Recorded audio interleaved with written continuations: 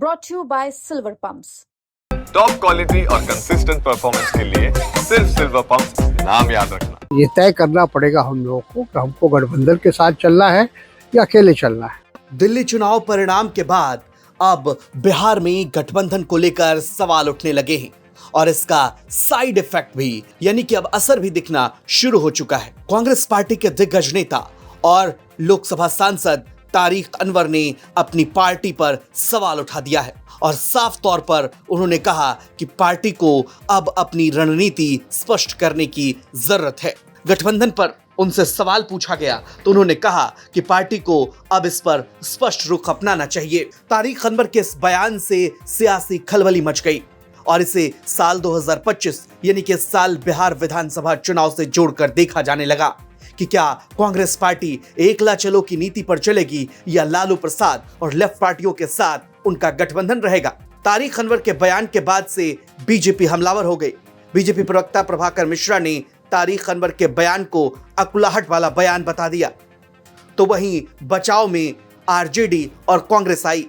मृत्युंजय तिवारी ने कहा कि तारिक अनवर अपनी पार्टी या गठबंधन को कोई सलाह दे रहे हैं तो ये आंतरिक लोकतंत्र है। वहीं कांग्रेस पार्टी ने बचाव करते हुए कहा कि तारिक साहब कांग्रेस के सीनियर लीडर हैं, उन्हें प्रोटोकॉल पता है, इसे ज्यादा तूल देने की जरूरत नहीं है। कांग्रेस के वरिष्ठ नेता तारिक अनवर की संगठन में उकलाहट कुछ नए संकेत देती है। जन्मजात कांग्रेसी रहे तारिक साहब कुछ नई तैयारी में है। उनके साथ पुराने कांग्रेसियों की जमात भी है।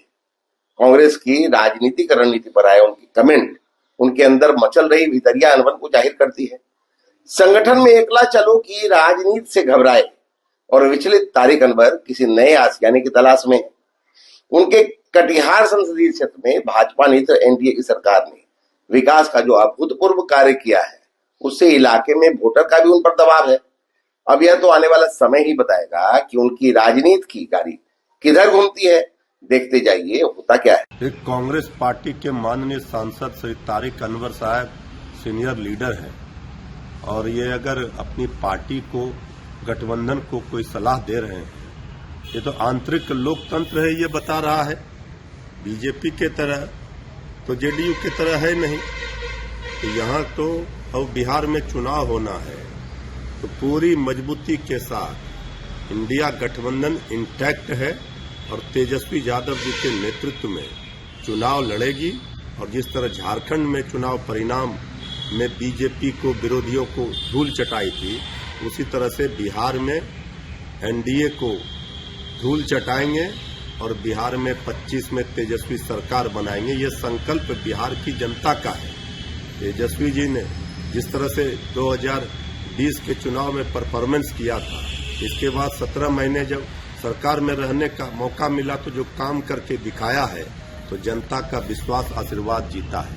तो सब लोग अपनी राय रख रहे हैं, दे रहे हैं, इसमें हर्ज क्या है। माननीय तारिक साहब जी कांग्रेस पार्टी के कद्दावर नेता हैं, काफी सीनियर लीडर हैं और उन्होंने जो अपनी बात सोशल मीडिया के माध्यम से बोला है ये बिल्कुल उनकी पर्सनल राय है, निजी राय है और कहीं ना कहीं उनके मन में कुछ बातें होंगी जो कांग्रेस पार्टी की विस्तार और कार्यकर्ता की जो वेदना है वो बोल रहे हैं।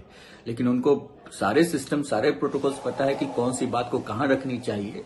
तो ये बस कांग्रेस के जो बातें हैं वो उन्होंने रखा है, इसका तुल देना नहीं चाहिए। अब आपको तारिक अनवर का वो पूरा बयान सुनाते हैं जिसके बाद से ये सवाल उठने लगे हैं कि क्या बिहार में कांग्रेस एकला चलो की नीति पर चलेगी। वरिष्ठ कांग्रेसी नेता तारिक अनवर इस वक्त हमारे साथ बातचीत करने के लिए मौजूद हैं। सर, जिस तरीके की स्थिति इंडिया गठबंधन को लेकर के चल रही है, अलग अलग जो गठबंधन से जुड़े लोग हैं वो बयान दे रहे हैं दिल्ली के चुनाव के बाद, अब आप इसको किस तरीके से देख रहे हो? जो दूसरे राज्यों में चुनाव होने वाले हैं, कांग्रेस की स्थिति क्या देख रहे हैं?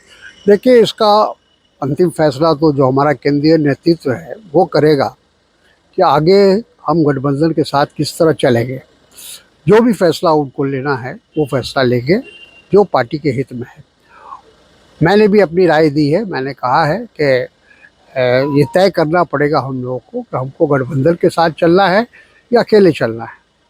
ऐसा क्यों लग रहा है आपको सर कि गठबंधन के साथ चलना है या अकेले एकला चलो की जो बात आप कर रहे हैं उससे क्या मतलब दिल्ली में जैसे आपने देखा, क्या वैसी सिचुएशन दूसरे राज्यों में भी बन सकती है? देखिए, तमाम बातों की समीक्षा करनी पड़ेगी। जितने चुनाव अभी एक कहा जाए कि कुछ सालों में हुए हैं, उन तमाम चुनाव की समीक्षा ज़रूरी है, उस पर जायज़ा लेना आवश्यक है। और केंद्रीय जो हमारा नेतृत्व है वो सक्षम है फैसला लेने के लिए। हमको लगता है कि जल्दी ये तय करना पड़ेगा कि हम किस तरफ जाना चाहते हैं। सर, आप बिहार से आते हैं, बिहार में इसी साल चुनाव होने हैं विधानसभा के, वहाँ क्या स्थिति रहेगी इंडिया गठबंधन की? इससे पहले भी अन्य राज्यों में देखा गया कि कांग्रेस जहाँ जाती है उसकी स्थिति ज़ीरो आपने देखा यहाँ पर खराब हो गई दिल्ली में। ऐसे क्या बिहार में आप लोग इसी तरीके से निर्णय लेंगे, एकला चलो या गठबंधन के साथ? मेरा ख्याल है अभी कोई फैसला नहीं हुआ है और अभी हम लोगों लोकसभा में महागठबंधन, वहाँ कहते हैं हम लोग इंडिया गठबंधन को, तो वहाँ इंडिया गठबंधन ने मिलकर चुनाव हम लड़े थे। और हमको जहाँ तक मेरी समझदारी है या मैं चीज़ों को देख रहा हूँ, उसमें यह है कि हम गठबंधन के साथ ही रहेंगे।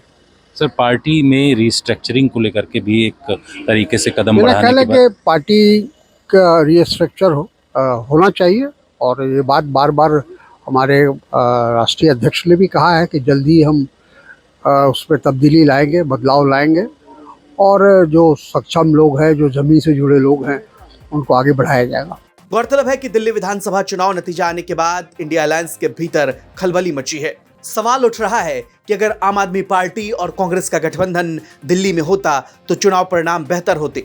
ऐसे में अब ये बड़ा सवाल है कि क्या बिहार में गठबंधन को लेकर कोई बड़ा फैसला हो सकता है? आपको क्या लगता है? कांग्रेस पार्टी, लेफ्ट पार्टी और आरजेडी साथ गठबंधन कर बिहार में विधानसभा चुनाव लड़ेगी? कमेंट बॉक्स में अपनी प्रतिक्रिया हमें जरूर दीजिए। पटना से शशि भूषण कुमार की रिपोर्ट, बिहार तक।